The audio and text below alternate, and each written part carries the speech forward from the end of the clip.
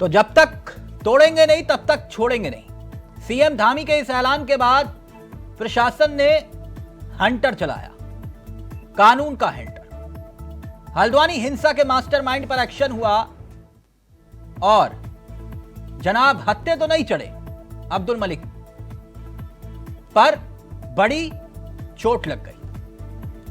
अब्दुल मलिक के आलीशान घर की कुर्की, दरवाजे और चौखट तक उखाड़ दिए गए। अब इसी को लेकर सियासत भी हो रही है। कांग्रेसी कह रहे हैं उन अधिकारियों को क्या जिनकी वजह से इतनी बड़ा हिंसा का रूप भीड़ ने ले लिया। पहले यह रिपोर्ट देखिए और फिर सीधा रुख करेंगे अपने मेहमानों की तरफ।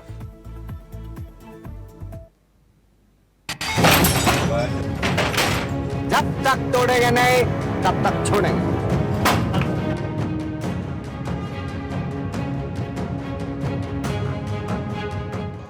ये जो बनभूलपुरा है, ये बनभूलपुरा में जो एक बगीचा था, जो अतिक्रमण, जिस पर अतिक्रमण था, उस अतिक्रमण को हटाया गया है, जिसमें कई एकड़ भूमि निकली है। वो भूमि जहां पर आगजनी हुई है, जहां पर पथराव हुआ है, जहां पर उपद्रव किया गया है, जहां हमारे पुलिस कर्मियों के साथ सारे कानून को तोड़ने का काम किया है, पत्रकार भाइयों को भी आग में झोंकने का काम किया है, मैं आज इस मां गंगा के पवित्र तट से घोषणा करता हूं कि उस स्थान पर पुलिस का थाना बनाया जाएगा। हल्द्वानी बनभूलपुरा हिंसा के मुख्य आरोपी अब्दुल मलिक के आलीशान घर पर बनभूलपुरा लाइन नंबर 8 घर की कुर्की की कार्रवाई ये तस्वीरें बता रही है कि प्रशासन 8 फरवरी को हुई हिंसा का हिसाब किताब चुकता करने के पूरे मूड में है। तभी तो प्रशासन और पुलिस की पूरी टीम ने कुर्की की कार्रवाई के लिए न सिर्फ मोर्चा संभाला बल्कि संकेत दे दिया कि दोषियों को बख्शा नहीं जाएगा। कुर्की के दौरान भारी फोर्स तैनाती के बीच हल्द्वानी हिंसा के मास्टरमाइंड अब्दुल मलिक के घर पर कुर्की की कार्रवाई की गई। कोर्ट से संपत्ति कुर्क का आदेश मिलने के बाद पुलिस ने वहीं मुख्य आरोपी अब्दुल मलिक और उसके बेटे के साथ ही 7 आरोपियों के पोस्टर भी जारी किए हैं। जिला प्रशासन ने भी हल्द्वानी हिंसा के आरोपियों की कमाई पर चोट करते हुए उनके खनन की गाड़ी के पंजीकरण निरस्त किए। पुलिस ने हल्द्वानी हिंसा के मास्टरमाइंड अब्दुल मलिक और उसके बेटे अब्दुल मोइद की संपत्ति कुर्क करने की कार्रवाई शुरू कर दी है। कुर्की के दौरान उसके घर के सभी सामान को जब्त करने की कार्रवाई की गई है। आपको ये भी बता दें कि पुलिस ने फरार सभी 9 लोगों को वांटेड घोषित किया है। फरार चल रहे सभी 9 नामजद आरोपियों को वांटेड घोषित कर दिया गया है। पुलिस ने इन सभी के फोटो का पोस्टर जारी कर शहर भर में चस्पा करा दिए हैं। पुलिस की टीम आरोपियों की धर पकड़ के लिए लगातार जगह जगह दबिश दे रही है, मगर इस पर सियासत भी हो रही है क्योंकि वांटेड घोषित हुए आरोपियों में यूथ कांग्रेस के विधानसभा क्षेत्र अध्यक्ष मोकिन सैफी और निवर्तमान पार्षद शकील अंसारी का भी नाम शामिल है। इसलिए बीजेपी को इसमें साजिश की बू भी आ रही है। तो जब तक तोड़ेंगे नहीं तब तक छोड़ेंगे नहीं, ये जिक्र कर रहे हैं धामी इशारों में। और अब प्रशासन का हंटर चल रहा है। सीधा रुख कर रहे हैं अपने मेहमानों की तरफ। आपको बता दें आज हमारे साथ इस चर्चा में जो मेहमान शामिल हो रहे हैं उनसे आपका परिचय करवा देते हैं। हमारे साथ सत्यवीर चौहान साहब हैं, बीजेपी के चेहरे हैं। हमारे साथ आशीष नोटियाल हैं, कांग्रेस के चेहरे हैं। हेमा भंडारी जी हमारे साथ हैं, आम आदमी पार्टी का चेहरा है। आप सभी का बहुत बहुत स्वागत है। सबसे पहले आशीष नोटियाल जी, आपसे इस चर्चा की शुरुआत। कैसी लगी कार्रवाई? देखिए, कार्रवाई निश्चित होनी चाहिए और उन सब लोगों को पकड़ा जाना चाहिए जिनका हाथ इनके ऊपर है, उनको भी पकड़ा जाना चाहिए। तब अच्छा होगा कि आने वाले टाइम में कोई भी आदमी इस तरह की हिम्मत न कर पाए जिस तरह इन्होंने। यानी आप ये कह रहे हो जिन्होंने राजनीतिक संरक्षण दिया उनको भी पकड़ा जाना चाहिए? बिल्कुल पकड़ा जाना चाहिए, चाहे वो किसी पार्टी का हो। हाँ, चाहे पार्षद हो, चाहे यूथ कांग्रेस का नेता हो या फिर विधायक ही क्यों ना हो, निश्चित पकड़ा जाना चाहिए। गलत बिल्कुल बर्दाश्त नहीं किया जाना चाहिए। अगर राजनीति के अंदर किसी को बचाया जाएगा तो वो इससे भी बड़ी घटनाओं को अंजाम देगा। इसके ऊपर जिसका हाथ है ऊपर तक सब पकड़े जाने चाहिए। कोई आपत्ति तो नहीं इस कार्रवाई पर? कोई आपत्ति नहीं, हम चाहते हैं और कठोर कार्रवाई की जाए और इनके ऊपर किन किन का हाथ है वो सब भी पकड़े जाए। ये तो बता रहे हैं यूथ कांग्रेस के भी नेता हैं उसमें, कोई दिक्कत नहीं है, अगर उसके नेता के भी नेता कोई है तो उन तक भी कार्रवाई होनी चाहिए। पार्षद तक का नाम आ रहा है सामने। हम कह रहे हैं पार्षद क्या, विधायक और मंत्री हो तो वो भी पकड़े जाने चाहिए। अच्छा, कोई आपत्ति तो नहीं? कोई नहीं, कार्रवाई सख्त से सख्त होनी चाहिए और इस तरह होना चाहिए कि आने वाले समय में ये एक सबक बने कि इस तरह की अगर कोई घटना करेगा। सत्यवीर चौहान जी, चौहान जी देख नहीं पा रहा हूँ जी। तिलक जी कैसे हैं आप? आपका आशीर्वाद है तिलक जी। सर एक बात जानना चाह रहे थे, वो बाकी सब तो ठीक है, मलिक तो मिला नहीं, हथौड़े चलने शुरू हो गए, अच्छी बात है, लेकिन एक बात बताइए, वो अधिकारी कहाँ हैं जिनकी वजह से ये सब कुछ हुआ? यानी जो इंटेलिजेंस इनपुट फेलियर था वो अधिकारियों पर भी गाज गिरेगी या फिर मामला सिर्फ आरोपियों तक सीमित रहेगा? तिलक जी मैं आपको स्पष्ट कर दूं, हमारे जितनी भी टीम है उन्होंने बहुत अच्छे तरीके से काम किया और जो बनपुरा की घटना है बहुत ही दुर्भाग्यपूर्ण है। उत्तराखंड का जो वातावरण भी है सौहार्दपूर्ण वातावरण है, यहाँ अमन और शांति से चैन से रहने वाले लोग हैं और वैसे भी उत्तराखंड नहीं चौहान साहब, ये इंटेलिजेंस इनपुट का फेलियर तो था ना, फेलियर तो था ना, इनपुट फेलियर था। मैं पूरा कर लेता हूँ, फिर आप जो प्रश्न पूछना है आप वो प्रश्न पूछिए, एक के बाद एक प्रश्न पूछिए, मैं उसके जवाब देने के लिए बैठा हूँ यहाँ पर आराम से। हाँ, सत्ता में आप है तो सवाल आप ही से पूछूंगा ना चौहान साहब। बिल्कुल, आप आधिकारिक हो, आप किसी भी प्रकार के प्रश्न पूछिए और मैं यहाँ आपके प्रश्नों का उत्तर देने के लिए बैठा हूँ। और मैं ये भी बताना चाहता हूं कि जो आप हमारे अधिकारियों पे प्रश्न उठा रहे हैं, हमारे अधिकारियों ने बहुत ही कुशलता से वहां पे काम किया।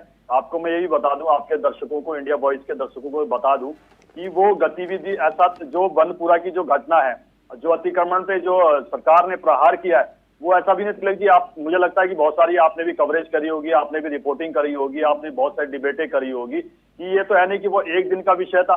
पिछले 6-7 महीनों से लगातार ये कार्रवाई चल रही है। माननीय हाईकोर्ट के माध्यम जो उनका निर्णय भी है कि उत्तराखंड में जितने भी अवैध कब्जे हैं उनको खाली कराया जाए, और ऐसा नहीं है कि वो बनपुरा में ही पहला स्टेप वहां पर लिया गया हो। इससे पहले तमाम पूरे उत्तराखंड में इस प्रकार के कदम उठाए गए और कई 100 हेक्टेयर बीघा जमीनों को खाली कराया गया। और वहां पर भी बनपुरा में भी हमारी जो निगम की टीम थी, जो पीडब्ल्यूडी की टीम थी, जब वो पूरा का पूरा डेमोलिश करके आ जाती है तब उन पर सुनिश्चित तरीके से वो के प्लान किया जाता है, उसके बाद उनके ऊपर वो किया जाता है। मैंने आपको रोका नहीं, टोका नहीं, आप ये कह रहे हैं कि इंटेलिजेंस फेलियर नहीं था, ये एलआईयू के पास कोई इनपुट नहीं था, कोई फेलियर नहीं था। ये एकाएक चौहान साहब एक मिनट रुकिए ना सर, एक मिनट रुकिए। 10 नाम देहरादून के आसपास की जगहों के मैं बताता हूं आपको, जहां जाओगे बवाल होगा ही होगा। आप दून के बच्चे से पूछेंगे तो वो भी बता देगा कि इन इलाकों में जाओगे तो यहां बवाली हैं, बवाल करेंगे। और बनपुरा के बारे में कौन नहीं जानता वहां पे बवाल होगा या नहीं होगा? आपको यही मालूम नहीं चला कि वहां पे बवाल होगा? आप ये कह रहे हो चौहान साहब? मैं बात रख दूं पूरी अपनी तिलक जी, आपको पूरा समझ में एकाएक आ जाएगा। वैसे तो मैं तिलक जी आपको बता दूं, जिन्होंने ये मंशा पाल रखी थी, और समाज में कुछ ऐसे लोग होते हैं कि साथ में रहते हैं कि सौहार्द बिगाड़ा जाए, और अब इस कानून और संविधान इतना कमजोर नहीं है और हमारी सरकार इतनी कमजोर नहीं है और हमारी इंटेलिजेंस इतनी कमजोर नहीं है उनके हाथों से वो बच जाए। और मैं अभी भी कहता हूं कि अगर कोई अपने मन में पाल के ये बैठा है कि मैं एक काम करने के बाद बच निकलूंगा, तो उसको ये मन से बिल्कुल निकाल देना चाहिए। वो भारत के किसी कोने में पहुंच जाए, उसको हमारी इंटेलिजेंस, हमारी पुलिस, हमारी तमाम एजेंसियां उसको वहां से भी निकाल के लाएगी और जेल के सलाखों के पीछे पहुंचाएगी और सख्त से सख्त कार्रवाई करेगी। और मैं आशीष जी थोड़ा दूर जाइए, मुझे भाई बोलने दीजिए, फिर आप बोल लेना, अपने समय पे बोल लेना, बहुत समय भी बोलने के लिए। मैं आपकी परेशानी समझ सकता हूँ क्योंकि आपके नेताओं की जमीन वहां खिसकती जा रही है, आपका सब कुछ वहां पर पर्दाफाश हो रहा है कि किस प्रकार से आपके लोगों ने वहां पर शह दिया, वहां पर अवैध अतिक्रमण करने के लिए जो शहर दिया गया वो जब सामने आ रहा है तो बहुत परेशानी हो रही है। और मैं आपको ये भी बता देना चाहता हूँ कि लड़की आपको ये लोगों को बचाने का काम कर रहे हैं, वहां पर एक मिनट हेमा जी एक मिनट और इसको हम पर्दाफाश करके रखेंगे। नहीं करिए, किसी को मत बख्शिए। पकड़े जाएंगे। हथौड़े चल रहे हैं, चलने दीजिए, लेकिन कोर्ट के आदेश पर। ठीक। अच्छा ये हाँ, एक मिनट। हेमा जी, जी तिलक जी। हेमा जी इतना परेशान क्यों है? कुर्की उनकी हो रही है, आप कुछ परेशान लग रही हैं, सब ठीक है? नहीं तिलक जी, मैं परेशान नहीं लग रही हूँ, लेकिन परेशान ये है कि जिस तरह से धाकड़ धामी जी हमारे मुख्यमंत्री जी ने एक्शन लिया और कह दिया कि ये हमारा एक्शन है। काश, परेशानी की बात यह है इस समय कि काश अंकिता भंडारी के केस में भी ऐसा ही एक्शन लिया था एक्शन, लेकिन अंकिता नहीं, वहां बुलडोजर चला था तो रोने मतलब आप लोग परेशान हो गए थे ना, वहां भी तो बुलडोजर चला था तो आपने कहा था किसको चला दिया बुलडोजर? देखिए तिलक जी, मैं बिल्कुल जाऊंगी, मुख्यमंत्री जी को फूल माला देके स्वागत भी करने जाऊंगी। अगर वो अंकिता के माँ बाप ने बताया है ना वीआईपी का नाम, उसके खिलाफ जिस दिन वो कार्रवाई शुरू कर देंगे, उसके खिलाफ ऐसा एक्शन लेने शुरू कर देंगे, बिल्कुल उनका स्वागत करने जाऊंगी, बिल्कुल जाऊंगी। लेकिन ये आप देखिए ना, ये वनफूल पुला पे जो घटना हुई है उसका जिम्मेदार कौन है? सरकार को क्या पता नहीं था? पता था कि वहां पर ऐसा होना है, वहां पर हिंसा भी हो सकती है, और जब कोर्ट का इंतजार भी नहीं किया, 2-4 दिन बाद तो कोर्ट की वो होने वाली थी, उससे पहले उन्होंने ये शुरू कर दिया। तो ऐसी क्या एकदम से जरूरत पड़ गई? ये कुछ राजनीतिक नेताओं के नाम आ रहे हैं कुछ संरक्षण देने के, उस पर भी 2 शब्द अगर आप बोलना चाहें तो। बिल्कुल, जो भी इसमें लिप्त पाए जाते हैं, किसी भी पार्टी के हों, उनके खिलाफ बिल्कुल सख्त कार्रवाई होनी चाहिए, ताकि दूसरों को। तो यानी ये जो हथौड़े चल रहे हैं उस पर आपको दिक्कत तो नहीं है ना? नहीं, हथौड़े चलाएं, लेकिन जनता का ध्यान भटकाने के लिए नहीं। इस समय चुनाव का माहौल है, चुनाव से पहले इस तरह का जो आज सड़कों पे अच्छा, ये मतलब आप ये कह रहे हैं चुनाव का माहौल है इसलिए हल्द्वानी में हिंसा हुई? जी देखिए, इस समय हेमा जी कुछ ज्यादा नहीं हो रहा? चुनाव का माहौल है, कुछ भी हो सकता है। मतलब ये चुनाव का माहौल है इसलिए हल्द्वानी में हिंसा हो रही थी? नहीं, यूसीसी को लेके ना तो हिंदुओं ने पटाखे फोड़े और ना ही मुसलमान भाइयों ने जो है अपना वो किया, विरोध किया। तो हेमा मैडम, सिर्फ हिंदू मुसलमान से लेना देना नहीं है ना यूसीसी का? ये तो भाजपा क्या करती है? हिंदू मुस्लिम करती है। हेमा मैडम, यूसीसी का हिंदू और सिर्फ मुसलमान से लेना देना है? उनको कारण चाहिए। यूसीसी में सब शांत है तो इनको पेट में वो हो रहे हैं कि अरे हमारा तो ये फेल हो गया, चुनाव से पहले हमने जो पत्ता फेंका था वो फेल हो गया। तो सत्यवीर चौहान जी अपनी बात रखने जा रहे हैं। आशीष जी आ रहा हूं आपके पास, उसके बाद कैसे हिंदू मुस्लिम करें?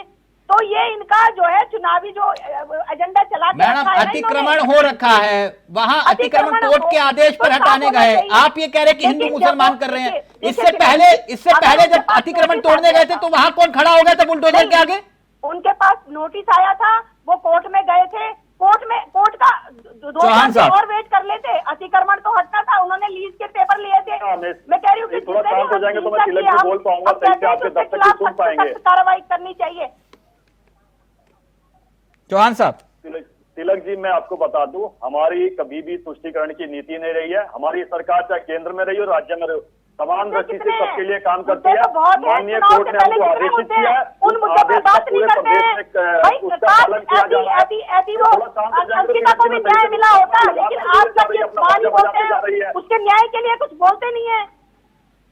तिलक जी, थोड़ा सा आप इनको गाइड करिए कि कैसे गाइड करने की जरूरत नहीं है। आप 2 शब्द भू कानून पे बोल दीजिए, मूल निवास पे, आज सड़कों पे है, बेरोजगारी पे बोल दीजिए, उसमें 2 शब्द नहीं निकलते हैं। समय पे बोलना तिलक जी, आपको समय लेंगे, समय देंगे। डंडा चलाते हेमा हैं, 2 शब्द नहीं निकलते हैं। हेमा जी बोलने के लिए मेरे पास बहुत सारा है तिलक जी, फिर आपकी डिबेट का जो स्वरूप है वो सारा बिगड़ जाएगा। मैं बोल सकता हूँ कि भी मौलवियों को दिल्ली के अंदर पैसा देने का एक तरफा काम किया इन्होंने, रोहिंग्या को बस्ती बनाने का इन्होंने सारा काम किया। और आप एक मिनट हेमा जी, हरिद्वार में एक रैली हुई थी अभी महिला सशक्तिकरण को लेके, उसमें यूपी की बसें थी, मैंने यूपी की महिलाओं से बात की। मुझे लगता है कि आज कुछ ज्यादा ही आज विषय नहीं, विषय हल्द्वानी हिंसा में जो मास्टरमाइंड है उसकी संपत्ति कुर्क और उसकी जो मालिकाना हक की जमीन थी उस पर आर्थिक चोट पहुंचाने की कोशिश की गई है, उस पर आज मुद्दा है। आज हेमा जी यही मुद्दा है, मुद्दा यही है ना। हाँ। तो मैंने बता दिया कि इनको हिंदू मुस्लिम करना है, समझ में नहीं आया करेंगे, और चुनाव से पहले ये हिंदू मुस्लिम ही करेंगे। अच्छा, उसका नाम अब्दुल मलिक है इसलिए परेशान हो रहे हो? उसका नाम अब्दुल मलिक है इसलिए परेशान हो रहे हो? इसलिए परेशान हो रहे हैं। हाँ तो परेशान मत हो ना हेमा जी, आप इतने समझदार प्रवक्ता क्यों आज ऐसे कर रहे हैं आप? बात ये नहीं है अंकिता के केस पे क्यों नहीं एक्शन हुआ, बताए ना। ये भाजपा मैडम, के प्रवक्ता- अंकिता के केस में बुलडोजर चला तो सही, जब फिर आप बुलडोजर उसके चला सबूत कहा क्यों में, चला? उस सबूत मिटाने के लिए बुलडोजर अब देखिए, चला दिया।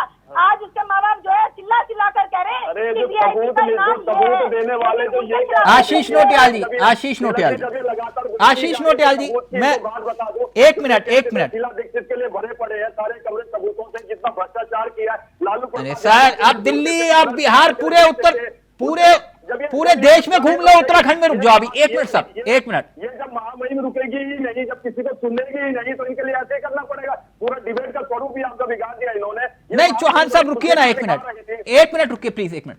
आशीष जी, मैं आपके नेताओं के कुछ बयान सुनाना चाह रहा हूं, और मैं अपने सहयोगी से चाहूंगा, दो बयान है, एक बीजेपी का एक कांग्रेस का, और कांग्रेस का बयान भी जरा ध्यान से सुनिएगा, कांग्रेस के प्रवक्ता क्या कुछ कह रहे हैं, और प्लीज जरा इस बयान को प्ले करिए। हल्द्वानी के बनभूलपुरा में जो दंगा हुआ, उसके मुख्य आरोपी अब्दुल मलिक की संपत्ति को कुर्क करके राज्य की धामी सरकार ने जो संदेश दिया है, वो भविष्य में राज्य में अमन चैन लाने के लिए एक अच्छा काम करेगा। सरकार ने जिस तरह से दंगे वाले दिन पहले 6 घंटे में स्थिति को नियंत्रण में ला करके दंगाइयों को देखते ही गोली मारने का आदेश देकर के ये संदेश दिया कि राज्य के अंदर जो कानून व्यवस्था है उसका पालन करने वालों को निडर होकर के जीवन जीना चाहिए, लेकिन अगर कोई कानून व्यवस्था तोड़ने का प्रयास करेगा, राज्य के अमन चैन को चोट पहुंचाने का प्रयास करेगा, तो उसको किसी कीमत पर बख्शा नहीं जाएगा। मुख्यमंत्री उपद्रवियों को सजा दें, या जो लोग भी इस पूरे मामले में अलोकतांत्रिक ढंग से काम कर रहे थे या नियम विरुद्ध काम कर रहे थे, उनको सजा दें, लेकिन मुख्यमंत्री बताएं कि उन अधिकारियों के लिए क्या सजा मुलतवी करी है उन्होंने, जिन अधिकारियों के लूपहोल की वजह से, लेक्यूना की वजह से इतना बड़ा शर्मनाक हादसा उत्तराखंड के हल्द्वानी में हुआ, जिसने पूरे अंतर्राष्ट्रीय पटल पर हमें शर्मसार कर दिया। उन अधिकारियों की तो अब जो समन्वय की कमी थी वो इंटेलिजेंस रिपोर्ट में सामने आ गई है कि 30-31 जनवरी को ही कह दिया गया था कि मामला बहुत संवेदनशील है, इस पर आनन फानन में कोई कार्रवाई नहीं होनी चाहिए। मामला सब जुडिस था, 14 फरवरी को उसकी तारीख हाईकोर्ट में लगी हुई थी।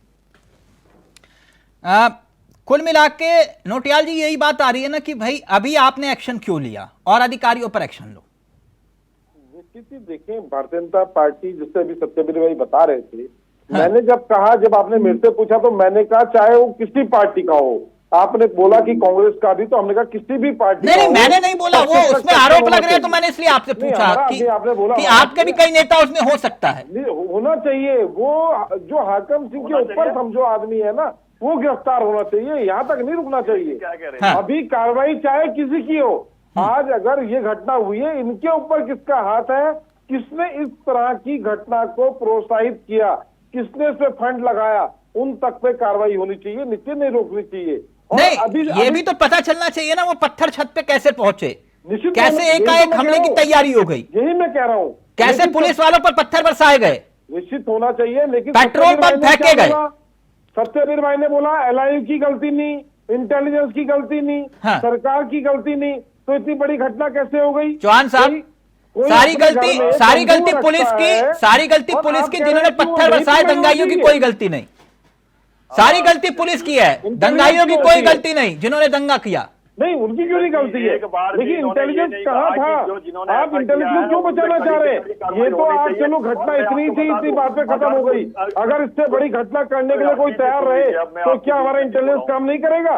इंटेलिजेंस करने के लिए बनाया हमने, क्यों एलआईयू है हमारा, इसलिए तो है। और ये बचा रहे, इन्हें बोलना चाहिए, निश्चित जो एलआईयू की टीम की ड्यूटी थी, जिसकी ड्यूटी थी, उस पर कार्रवाई होनी चाहिए।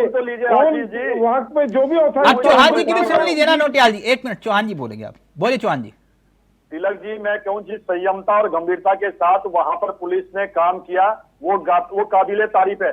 वो चाहते तो वो उनके पास बहुत बड़ा कोई भी एक्शन ले सकते थे, मगर जिस धैर्य और परिचय का उन्होंने दिया कि अपने ही लोग हैं, उनको कैसे बचाया जाए, वहां पे देख लीजिए जो हल इतना बड़ा उधर हुआ, उसको कुछ ही समय में उन्होंने किस प्रकार से उसको काबू में किया, और अब देखिए जब ये उनके उधर तो बीच आपने में कराया है सत्यावीर भाई, किया जा समझो रहा इस है, बात को। उनको ध्यान रखा जा रहा 4 बजे बुलडोजर केवल उनको लेके चौहान साहब, किसी भी और एक बात व्यक्ति कर रहे हैं कि के ऊपर कैसे हो गया ये, कि इस इतनी बड़ी घटना कैसे हो गई, कहाँ है सरकार की कोई गलती नहीं है, इतनी बड़ी घटना हो जाती है, इतने लोग लड़ने मारने को तैयार हो जाते हैं, सरकार का इंटेलिजेंस कहाँ था, और आप इंटेलिजेंस को बचाने का काम कर रहे हैं। चौहान साहब एक मिनट रुकिए ना, एक मिनट रुकिए रोनट। दरअसल चौहान साहब है क्या ना, जितनी बात मैं समझ पाया आशीष जी की और हेमा जी की, कि भाई यूसीसी का मसला चल ही रहा था पूरे राज्य में और पूरा राज्य हाई अलर्ट पर था। ठीक था ना यूसीसी के मसले को लेकर, डीजीपी ने हाई अलर्ट पर रखा हुआ था पूरे राज्य को। इसका मतलब आप जान रहे थे कि यूसीसी का मतलब बहुत संवेदनशील है, और उस बीच में वहां बुलडोजर पहुंच गया। ठीक, और वहां उसके ठीक बाद पूरा यह बवाल हुआ। यानी जिस वक्त प्रदेश हाई अलर्ट पे था यूसीसी को लेकर, बुलडोजर वहां पहुंचा, अवैध अतिक्रमण को हटाने की कोशिश की, और ऐसी जगह पर जहां पर बवाल 110% तय था, वहां आप कह रहे हो कि हमारा कोई इंटेलिजेंस फेलियर नहीं है। यही कह रहे हो ना हेमा जी आप, नोटियाल जी? बिल्कुल यही कह रहे हैं। हाँ, आप सुन लेना आराम से, एक मिनट। अब चौहान साहब अपनी बात रखेंगे, बोलिए चौहान साहब। तिलक जी, मैं आपको सुनिश्चित कर दूं, जहां जहां पर इस प्रकार से सरकारी भूमियों का अतिक्रमण किया गया, अवैध कब्जे किए गए, उसका गलत प्रयोग किया जा रहा है, वो वहां बुलडोजर पहुंचेगा। ये आप सोच, चौहान साहब पहुंचाओ, कौन रोक रहा है? मैं आपसे पूछ रहा हूं कि यूसीसी पर जब पूरा राज्य हाई अलर्ट पे था, वो पत्थर कहां से पहुंच गए छतों पर? उसका भी जवाब दे रहा हूं। अब ये पत्थर फेंकने वाले कहां छुपे हैं, वो मैं बता रहा हूँ। कानून के हाथ इतने छोटे नहीं है। अब हमारी सरकार इतनी मजबूत पता क्यों नहीं लगा लाइव को? बात क्या कर रहे हैं, बात क्या कर रहे हैं? आपसे बात कहाँ की कर रहे हैं, बात को कहाँ ले जा रहे हैं? वो पत्थर कैसे आ गए, कहाँ था हमारा इंटेलिजेंस? उससे बात क्यों नहीं कर रहे? एक मिनट, हमारी 10 पुष्ट भी ये सुने कि एक मिनट। जाए। और मैं आपको बता दूं तिलक जी, उत्तराखंड में एक भूमि जो एक इंच भूमि वापस ली जाएगी और उसका सदुपयोग किया जाएगा, जिसके लिए हम प्रतिबद्ध है। न्यायालय ने हमको आदेशित किया, उसका पूर्ण रूप से आदेश का पालन किया जा रहा है। चौहान साहब, मेरा सवाल कुछ और था, आपने पूरी जलेबी बना दी। यूसीसी पे आप कह रहे हो, यूसीसी पे कहा? मैंने नहीं यूसीसी कहा, मैंने कहा पूरा राज्य जिस वक्त हाई अलर्ट पे था, तब ये इंटेलिजेंस फेलियर नहीं तो क्या है कि ये छत पर पत्थर पहुंच गए और दंगाई वहां पर दंगा कर रहे हैं। हाँ, मैं आपको बता दूं, आपके चैनल के माध्यम से मुख्यमंत्री जी को भी धन्यवाद देता हूं कि जो हमने चुनाव के समय भी कहा था कि हम यूसीसी लाएंगे, और हमने विधानसभा के अंदर चौहान साहब, 63 से अधिक चौहान साहब, मैं समझ गया, एक मिनट रुकिए। और आपको बता दूं, आशीष जी, आशीष जी का फाइनल कमेंट रहेगा। हेमा जी, आरोन 10 सेकंड आपके रहेंगे। अब एक मिनट चौहान साहब, मैं समझ गया। चौहान साहब, जिनका इंटेलिजेंस फेलियर नहीं रहा, उनको बुला के वीरता पुरस्कार दे दीजिए। एक मिनट। नोटियाल जी, ये सुनने में आ रहा है कि कुछ लोग वकील बन के पैरवी करने जा रहे हैं कांग्रेस के नेता कोर्ट में। निश्चित ही जिसने इस तरह की घटना की है उसकी कोई पैरवी नहीं करेगा। हाँ, जिसने गलत काम किया है उससे गिरफ्तार होना चाहिए, और हम तो कहेंगे उससे नहीं, हल्द्वानी वाले मामले पर सुनने में आया कि कोई पैरवी भी करने जा रहे हैं कांग्रेस के नेता वकील बन के। देखिए, आम जनता की पैरवी की बात अलग है, जो गुंडे हैं जिन्होंने इस तरह की घटना को अंजाम दिया है उनकी पैरवी। नहीं, आप लोगों को तो राजनीति से कोई लेना देना भी नहीं ना, इसलिए मैं आपसे पूछ रहा था, क्योंकि फिर बाद में बोलोगे ये हमारा कोई लेना देना नहीं है, कांग्रेस के नहीं, अपना काम कर रहे थे, वकालत कर रहे थे कोर्ट में। हमारे कोई लोग नहीं जा रहे हैं ऐसे, उनका संरक्षण करने कोई नहीं जाएगा जो दंगा करेंगे। अच्छा, ठीक है, ओके। हेमा भंडारी जी, हेमा भंडारी, फाइनल कमेंट आपका। हाँ तिलक जी, बस मैं ये कहना चाहती हूँ कि ऐसा ना हो कि जो है भाजपा का पटका पहना के फिर आरोपियों का जो है वॉशिंग मशीन से धो दिया जाए। जो आरोपी हैं उनके खिलाफ जितने भी हैं और जो भी अधिकारी हैं उनके खिलाफ एक्शन लिया गया है और लेना भी चाहिए, और सख्त से सख्त लेना चाहिए। लेकिन आप एक बात सुनिए, अब एक बात सुन लीजिए ना, आपने अपनी बात रख दी सबने। गाड़ी पलट जाए तो किसी के पेट में दर्द तो नहीं होगा? मेरी बात समझ रहे हो हेमा जी? गाड़ी अक्सर पलट जाती है, होती है ना, यूपी में कई बार पलटी। नोटियाल जी? हाँ जी, हाँ, गाड़ी भी पलट जाती है कई बार। याद आ गया। मैं हाँ, कौन सी बात बता रहे हैं? नहीं नहीं, मैं आपको बता रहा हूं फिर उस, क्योंकि हेमा जी बोली कि पार्टी में मत शामिल कर लेना, मैंने बताया कि गाड़ी भी पलट जाती है कई बार। बिल्कुल सही। हाँ, तो इस बात पे दिक्कत ना हो। अगर पार्टी में लेने की जहां तक बात है तो हेमा जी आप लोगों के पास कार्यकर्ता भी कम है, चाहो तो वहां भी, हाँ बाकी आपका विवेक, लेकिन एक्शन हो। जिन्होंने दंगा किया उनके खिलाफ कार्रवाई होनी चाहिए, 100 बातों की एक बात। फिर उनके बुलडोजर के आगे मत खड़ा होया करिए राजनीतिक संरक्षण देकर, और पूरा देश देखता है, फिर समझ में आ जाता है कि कौन कहां खड़ा है ना नोटियाल जी? बिल्कुल बिल्कुल। इसलिए अगर आप कांग्रेस के नेता हैं तो जिनकी पैरोकारी आप करने जा रहे हैं, यह भी देख लीजिए कि कहीं वो दंगाई तो नहीं है। थैंक यू सो मच, बहुत बहुत शुक्रिया चौहान साहब आपका भी, नोटियाल जी और भंडारी जी आपका भी, हेमा जी। तो एक्शन हुआ है, लेकिन एक्शन पर सियासी रिएक्शन भी। अभी देखिए आगे आगे होता है क्या, लेकिन इतना जरूर है कि हल्द्वानी हिंसा के मास्टरमाइंड जब तक नहीं पकड़ा जाएगा तब तक यह इल्म नहीं हो पाएगा कि आखिरकार यह घटना, यह हिंसा हुई तो हुई कैसे। नमस्कार, जय हिंद, जय भारत। जब तक तोड़ेंगे नहीं तब तक छोड़ेंगे।